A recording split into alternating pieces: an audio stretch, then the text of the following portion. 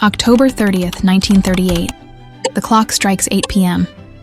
Millions of Americans are sitting by their radios, expecting a relaxing evening of music and entertainment.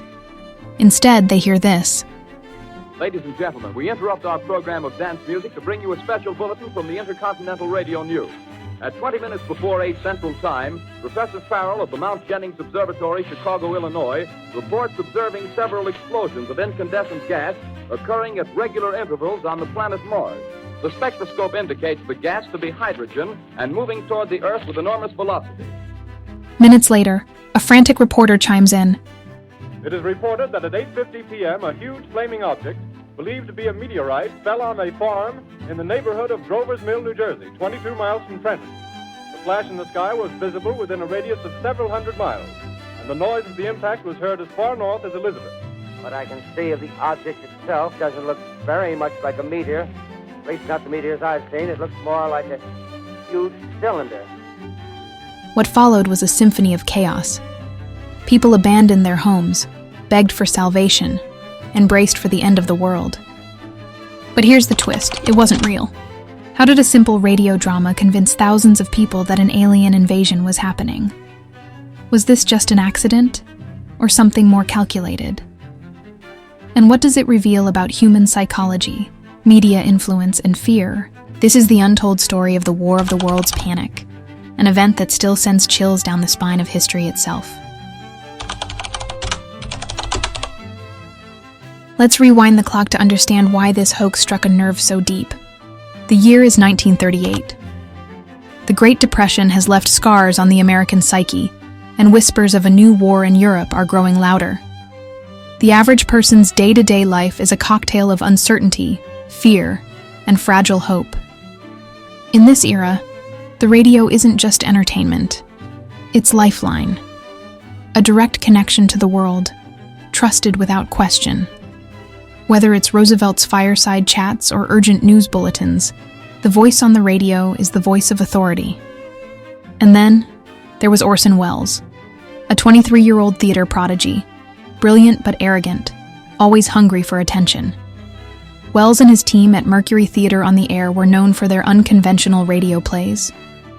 But on October 30th, Welles decided to push boundaries in a way no one had before. His idea? To present H.G. Wells's classic novel, The War of the Worlds, as if it were unfolding in real time. A risky experiment, but one that would prove unforgettable. Now think about it. This was a world without the internet or television. Radio was king, and the trust people placed in it was absolute. It's almost frightening to consider how much power Orson Welles held that night. And honestly, would we have reacted any differently? Fear has always been a powerful motivator, no matter the era. So, how did Welles pull it off? The devil, as they say, is in the details.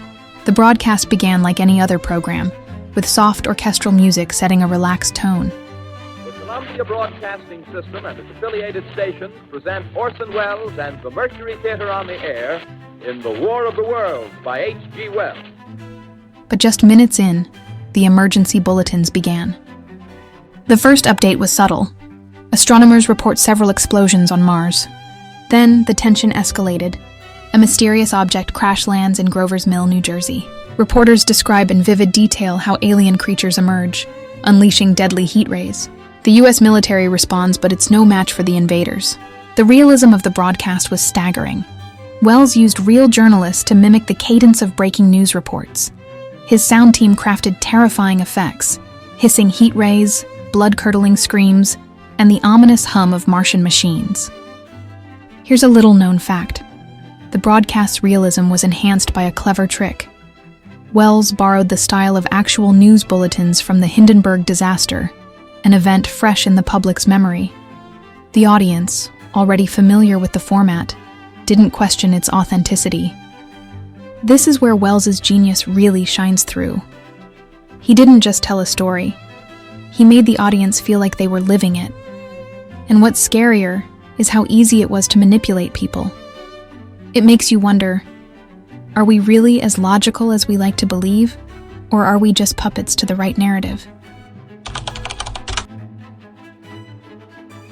Now, here's where the story takes a truly wild turn.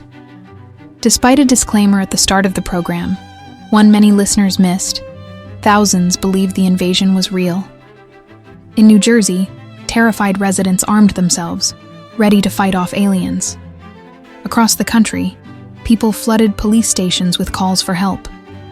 Churches reported crowds of people praying for divine intervention. And the chaos didn't stop there. Some listeners claimed to smell gas from the Martian weapons. Others reported seeing flashes in the sky, convinced they were alien ships. But perhaps the darkest consequence was the psychological toll.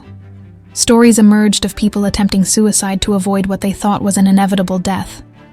One woman was found clutching her children, saying, "We'll be safer in heaven." What made this so believable? Psychologists point to the era's atmosphere of fear. The public was already on edge, conditioned to expect disaster. The broadcast simply provided the trigger.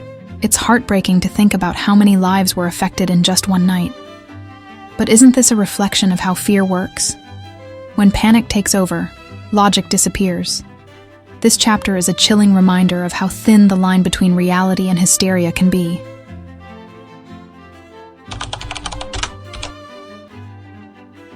The morning after, the truth came out. Newspapers ran headlines like, "Radio Hoax Terrorizes Nation." Orson Welles was dragged into the spotlight, accused of irresponsibility and exploitation. But not everyone was angry. Some saw the broadcast as a brilliant piece of art, a masterclass in storytelling and media manipulation. There's also an intriguing conspiracy theory. Was this all an experiment? Some believe the government used the broadcast as a psychological test to study how people would react in a crisis. The timing is suspicious, just a year before World War II, when propaganda and psychological warfare were ramping up. It's almost funny. Welles became both a villain and a hero overnight. But the conspiracy theory? That's fascinating. Could this have been a planned social experiment? If true, it shows how even governments recognize the power of fear as a weapon. Fast forward to today, and the War of the Worlds panic feels eerily relevant. In a world of viral misinformation, deepfakes, and fake news, the line between reality and fiction has become blurrier than ever. Orson Welles' broadcast proved one chilling truth. The human mind is incredibly suggestible. Fear, when combined with authority and realism, can override logic. And here's the kicker. If something as simple as a radio play could cause nationwide panic in 1938, imagine the chaos that could unfold in the digital age. Here's what this incident tells us. Fear will always be a tool, and those who know how to wield it hold unimaginable power. But it's also a lesson in responsibility. Media can create worlds, but it can destroy them too. As for Orson Welles, I think he was a genius, but perhaps a reckless one. What about you? Let me know in the comments. Until next time, stay curious. And remember, the scariest stories are often the ones we believe without question.